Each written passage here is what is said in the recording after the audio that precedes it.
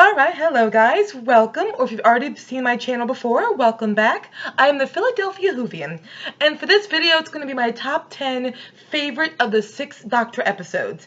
Before, I did my top 5 favorite 6 Doctor episodes, but then I came to a revelation.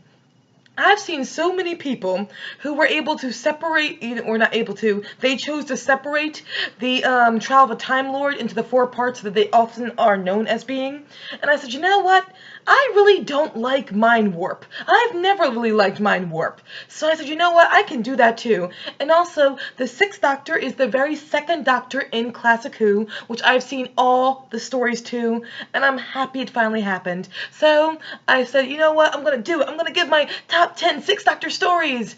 And I apologize in advance, guys, if I talk really fast for this video, but I've been experiencing some technical difficulties, so I'm trying to get this video done as quickly as I can before the camera completely goes on the fritz on me, and then the video goes completely flop, and then it gets destroyed, and it doesn't work out. So that's why I'm talking very fast. Sorry about that. So without further ado, let's get into my top 10 of the 6th Doctor episodes.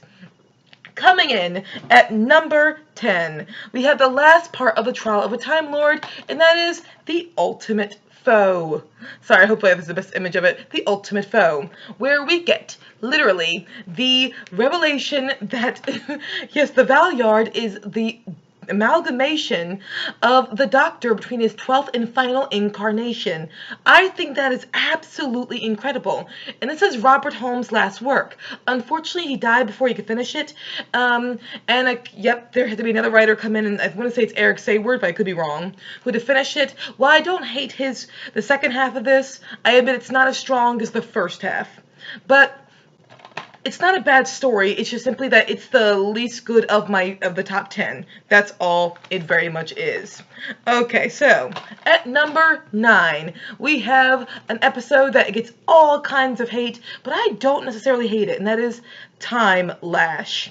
This is the much maligned episode that everyone hates. And while there are some things about it I do not like, for example, they kind of resorted back to the bickering that Perry and the Doctor should have gotten past at this point, and even thought they did get past. Go back and watch the special features where Colin Baker and Nicola Bryant are talking, and they were like, we thought our characters got past this. And unfortunately, in the beginning of Time Lash, they went back to that bickering from, the very beginning that they were at before, but I don't hate Time Lash, and like the producer or director said to this story, they said this is an episode that gets a lot of it's really heavily maligned. But he said, I don't think it's a terrible episode. It's not the best by any far, but it's not terrible and doesn't deserve so much hate, he feels. And I kind of understand where he comes from. The overall plot is not a bad one. The Borad is a really, really interesting looking villain. He really is. And I just think that this problem with Time Lash, even though, I admit it's not perfect, but I just feel like what also adds to people really disliking it, besides that it's not perfect, is that it came between 2 really monumental episodes, so it kind of got overshadowed. That's what I feel like, but I understand that people don't like this, but I don't hate it. I understand it's not perfect, but the idea of bringing H.G. Wells into it, I'm not against, and I overall did enjoy those concepts. So Time Lash, number 9. And then for number 8, we have the 6th Doctor's very first story, The Twin Dilemma. This is another episode of the 6th Doctor that gets heavily maligned. I mean, people hate this one. And I think it's because they never got past how the Doctor was in the first episode, despite that it gets made very obvious and very plain. He's suffering from post-regeneration stress. Something has gone wrong. His regeneration is failing. I admit it shocked me and it hurt me when he strangled Perry too, and when he was being very cowardly throughout the episodes. But this gets explained, and the Doctor even admits to his wrongdoings. He improves, he stabilizes by the very end, and people harp on that problem and the Doctor's regeneration failing so much, they don't seem to notice the story of the Twin Dilemma is actually pretty good. The idea of these eggs, and then the planets are going to be brought into alignment with this other planet circle around them, but it turns out because their density is lesser than the one planet, I won't say it's Jaconda, but I could be wrong about that, but the other, so it's going to fall into the sun and create a big explosion, and then the eggs are going to scatter everywhere. Yes, this is actually, the plot is actually has a good story behind it. So I don't hate the, twin dilemma. I understand the shock of the doctor strangling Perry is awfully painful to see, but he improves, he gets better. The idea of the policeman being in there as well, and again the twins, it does all come together. I once saw these two guys on YouTube describe this story as not being very confusing and not making sense. It does if you just watch it. Just saying, just pay attention while you're watching it. I understand why you hate this, guys. I get why you hate this, but I just don't. There is a good story in the twin dilemma. So, for number, I think we're at 7 now? Number 7, we have the first part of The Trial of Time Lord, The Mysterious Planet. This is the last completed episode by Robert Holmes. And, oh my god, the opening sequence where the High Council of Gallifrey, that ship that they're on, and the TARDIS just goes into it, that is one... That's one incredible shot, okay?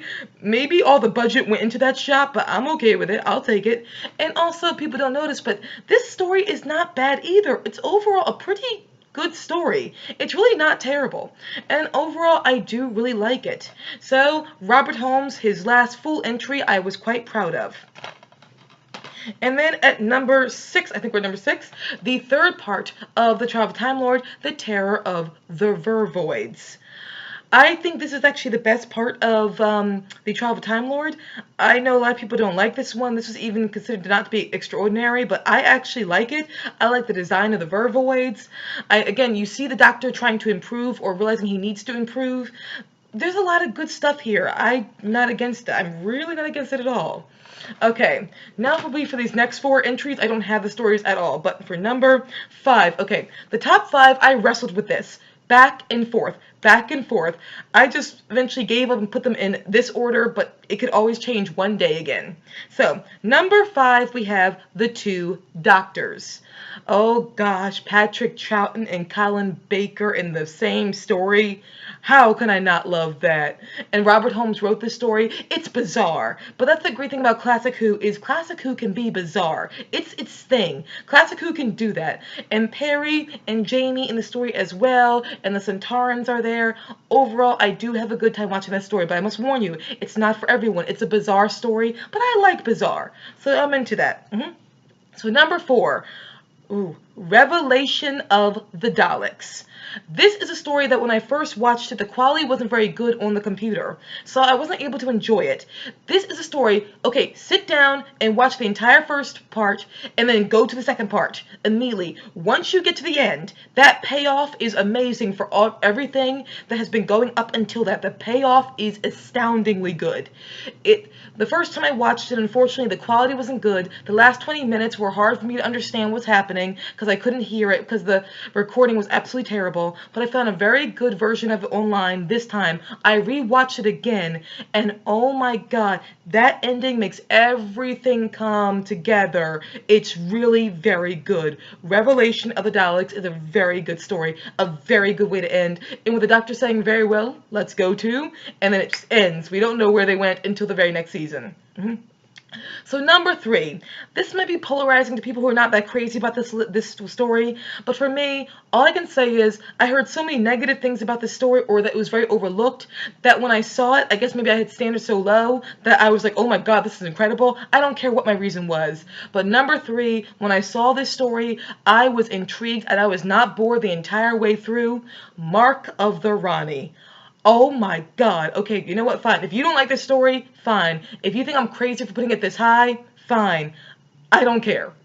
I loved this story. I loved Mark of the Rani. Again, I didn't hear that many good things about it. So I'm just so surprised how awesome it was. But I loved it. The Master and the Rani together. Oh, we wish the Master and Missy could be like that. But no, they can't. Oh no, the Master and the Rani were awesome together. Perry and the Doctor were great. The setting was great. It was very entertaining. I enjoyed it. It was awesome.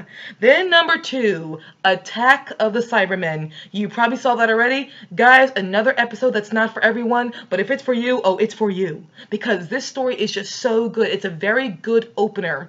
I've said it, I've talked about before, my previous list. I'm not going to talk about it too much now because I'm worried about going out to time.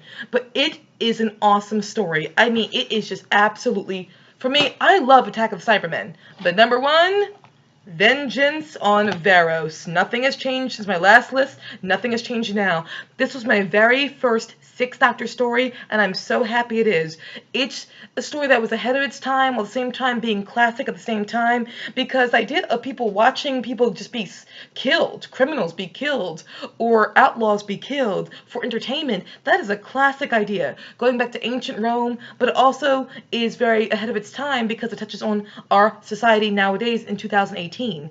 Vengeance on Vervoids, and Colin Baker, okay, he's always good. Colin Baker is always wonderful, and I love Nicola Bryant, but darn if Colin Baker was not like at an A++ in this one. He was just spellbinding the entire time. Because of this story, I had a love for the Sixth Doctor, and I'm happy this was the first story I saw. So that's my list, guys. Sorry I had to be so fast and I couldn't give my traditional, more longer spiels, but I'm worried about static and I'm worried about malfunctioning. So guys, thank you so much for watching. What is your top 10 Sixth Doctor stories? What is your list? And if you disagree with me, it's okay. But if you want to comment below and let me know, don't be afraid to comment below. And I hope you enjoy this video. Hope I talk to you soon, guys. Goodbye.